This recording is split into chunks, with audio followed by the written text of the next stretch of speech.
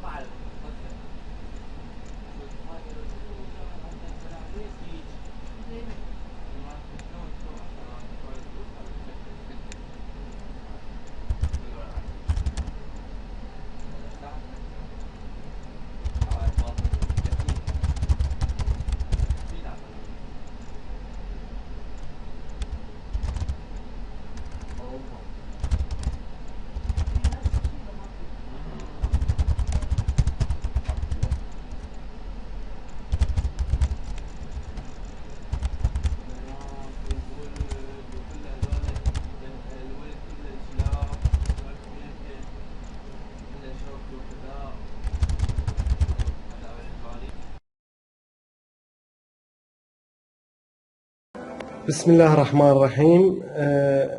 هسه خلينا الفلاش ديسك بالريسيفر بالستلايت مثل ما تشوفون. خلينا بالستلايت الفلاش. هسه بعد قراءة الستلايت للفلاش ديسك وبنصه طبعا التحديث اللي شرحنا سبق، انه شرحنا شلون نحمله من موقع الشركة.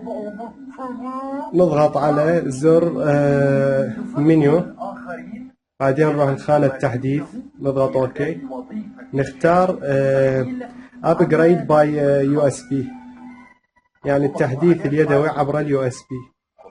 نضغط على زر الاوكي، راح يطلع لنا هذا محتوى الفلاش.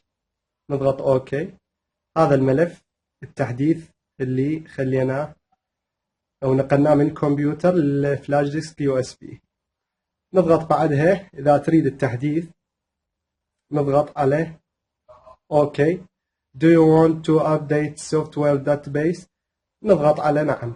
تريد تحديث نضغط على نعم.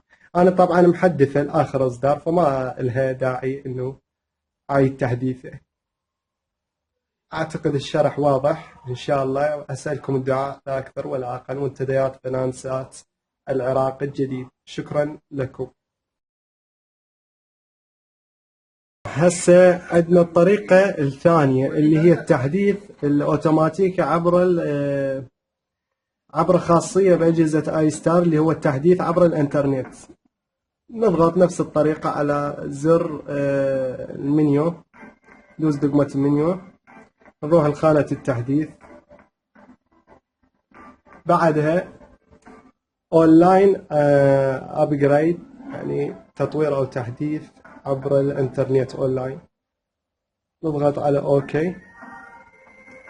هاي راح يعطيك هنا لائحة. طبعا الجهاز لازم مرتبط مكنك على الإنترنت. يعطيك لائحة تحديث الوحدة السوفت وير اللي هو مبقيها على نفسها. نزل جوه أو ما يحتاج. الحالة get update info success، يعني متاح لك التحديث. والإصدار يعطيك معلومات الإصدار الحالي اللي هو الفيرجن 13.50 اللي هو آخر إصدار. هنا بعد ما إذا تريد التحديث أنت تضغط على زر دقمة الحمراء من الريموت. مجرد أنه تضغط عليها، هسه خلينا نشوف، تضغط عليها هاي راح ينزل الابديت.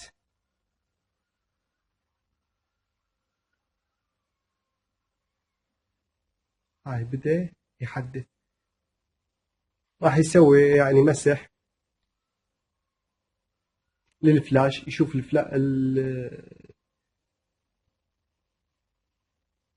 طبعا هو ما يحتاج اصلا الفلاش هنا، يعني شويه بالتعريض ما يحتاج الفلاش. هسه بدون فلاش هو بده يحدث اونلاين اصلا بدون لا ملف ولا فلاش، بس بالتعريض صايره كلمه فلاش وذين السوالف.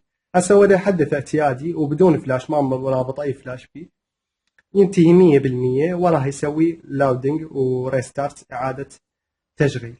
هاي خلاص، هاي كل الطرق للتحديث، اللي هي فقط طريقتين: يدوي، اوتوماتيكي عبر الانترنت، منتديات قناة سات، العراق الجديد، العضوية، الفتح المبين. سلام.